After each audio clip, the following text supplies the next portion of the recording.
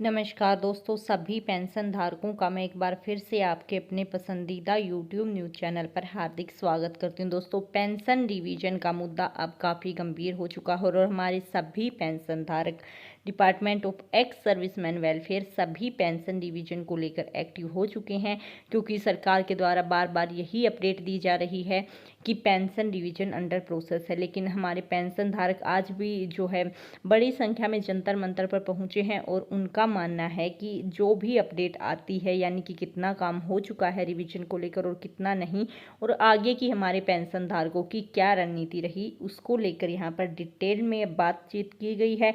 और major general Satbir Singh ji, आप यहाँ पर देख सकते हैं, मेजर जनरल सतबीर सिंह जी की अध्यक्षता में आप यहाँ पर पूरी वीडियो को एंड तक जरूर देखें कि क्या क्या बातचीत पेंशन रिवीजन को लेकर हुई है और क्या कड़े कदम अब सरकार के खिलाफ उठाए जाने हैं पेंशन रिवीजन को लेकर। तो दोस्तों, अगर आपने पहली बार चैनल पर विजिट किया है तो चैनल को सब्सक्राइब कर लें, बेल आइकन को जरूर से दबा लें, जिससे कि आपको आने वाली सभी लेटेस्ट अपडेट्स आपके फ़ोन पर ही प्राप्त हो सके। तो चलिए दोस्तों, बिना किसी देरी के सीधा हम अब इस वीडियो क्लिप को स्टार्ट करते हैं, जो जंतर मंतर से सीधा लाइव है। तो दोस्तों, आप पूरा वीडियो एंड तक जरूर देखें। जारी रखा हुआ है हर स्टेट में, डिस्ट्रिक्टों में, जहां जहां पे भी हमारे सैनिक हैं, तहसीलों में, ब्लॉकों में, गांव में, इस मुहिम को अभी तक जिंदा रखा और आगे भी जिंदा रहेगा जब तक हमारे जो कंसर्न हैं, हमारे जो इश्यूज हैं, जो एक सैनिक और सैनिक परिवार के हैं और देश के हित के लिए हैं, देश की सिक्योरिटी के लिए हैं, वो हर तरह से मुहैया सरकार का ये दायित्व है। अगर हम अपने संविधान को और अपने देश के एग्जिस्टेंस को सोच विचार करें तो पहली ड्यूटी गवर्नमेंट की, किसी भी गवर्नमेंट की पहली ड्यूटी है अपनी देश की सरहदों को महफूज रखना, to defend the territory of its country, फिर उसके बाद उसको गवर्न करना। तो अगर सरहदों को महफूज रखना है तो हम चारों तरफ, आपको मालूम है कि 3,500 और तकरीबन 5,000 के करीब चाइना के साथ और पाकिस्तान का बॉर्डर है, और बाकी देशों से भी जो थ्रेट्स हैं और अपने इंटरनल जो सिक्योरिटी थ्रेट्स हैं, उन सब को मद्देनजर रखते हुए देश का ये ड्यूटी है कि वो देश के जो डिफेंस है उसको वो महफूज रखे, अपनी सरहदों को महफूज रखे। ये एक बहुत जरूरी चीज है। तो साथियों, आज 2600 दिन पूरे हुए।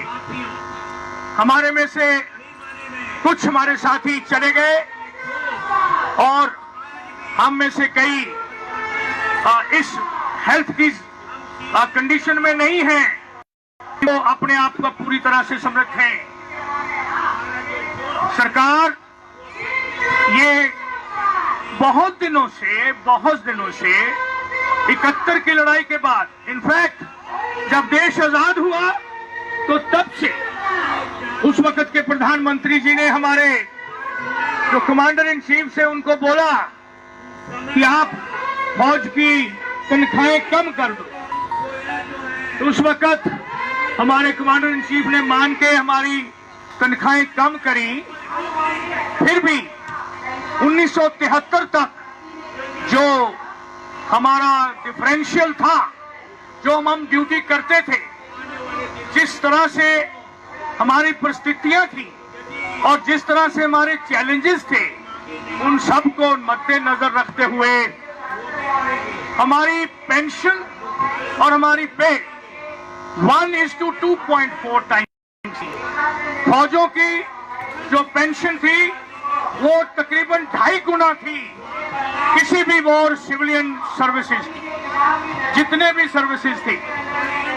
तो इन्होंने 73 के बाद फौज को डिग्रेड, डाउनग्रेड, इल ट्रीट और मिसट्रीट करना शुरू कर दिया, कमियां शुरू कर दी। और जब छठा पे वेतन आया तो वो जो 1:1.2.4 था वो 1:1.1 रख गया। कहने का तात्पर्य ये है कि अपनी पेंशनें बढ़ा ली और हमारी पेंशनें कम कर दी, क्योंकि सैनिक डिसिप्लिन में है, देश की सुरक्षा में है और देश की आन बान शान, नाम नमक निशान और निश्चय कर अपनी जीत कराओ की तमन्ना रखते हुए अपने आप को सर्विस में ढेलता है और रखता है, कभी देश को उसके बारे में धोखा नहीं देता। गोली खाता है छाती पे, बैक पे नहीं। तो इसलिए साथियों, इस वर्ग के साथ अगर आप वायदा करते हो, पहले तो ये डिफरेंशियल आना ही नहीं चाहिए था,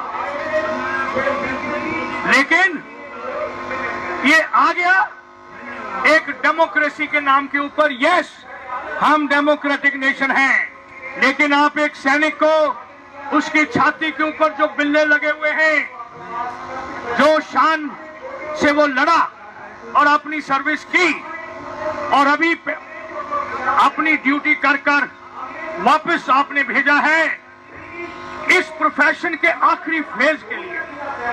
पेंशन रिटायरमेंट नहीं है, ये जो पेंशन का जो फेज है, जब आपको नौकरी से भेज दिया जाता है अवकाश करके, तो वो प्रोफेशन का चौथा फेज है।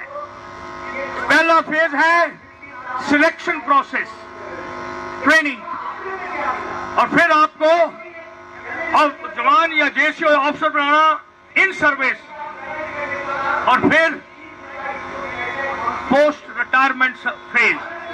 इन चारों फेजों को प्रोफेशन में ही रहता है और देश का और सरकारों का ये दायित्व है कि वो अपने सैनिकों को पहले तो इज्जत दे जो उनको ड्यू है, और दूसरा उनको जो ड्यू जस्टिस है, इंसाफ, वो दे। उनको मांगना ना पड़े, उनको भिखारी नहीं बनाना। एक बार सुप्रीम कोर्ट के जज साहब ने ये बोला था कि आप ऐसी बात मत करो कि जो एक सैनिकों को आप भिक्षा मांगने के लिए अपने पास आए, ये नहीं होता। तो जो आपका ड्यूटी है उसको मद्देनजर रखते हुए सरकारों का ये दायित्व है कि अपने सैनिक को इज्जत दे और उसको ड्यू इंसाफ दे। लेकिन साथियों, अगर वो बात फिर आ जाती है जो चाणक्य, एक जो एडवाइजर था एक राजा का, उसने 2500 साल पहले राजा मगधा को बताया कि हे राजा मगधा, अगर आपके सैनिकों को आपके पास अपनी जरूरतों के लिए आना पड़े तो आप उस वक्त राजा कहलाने के लायक नहीं हो।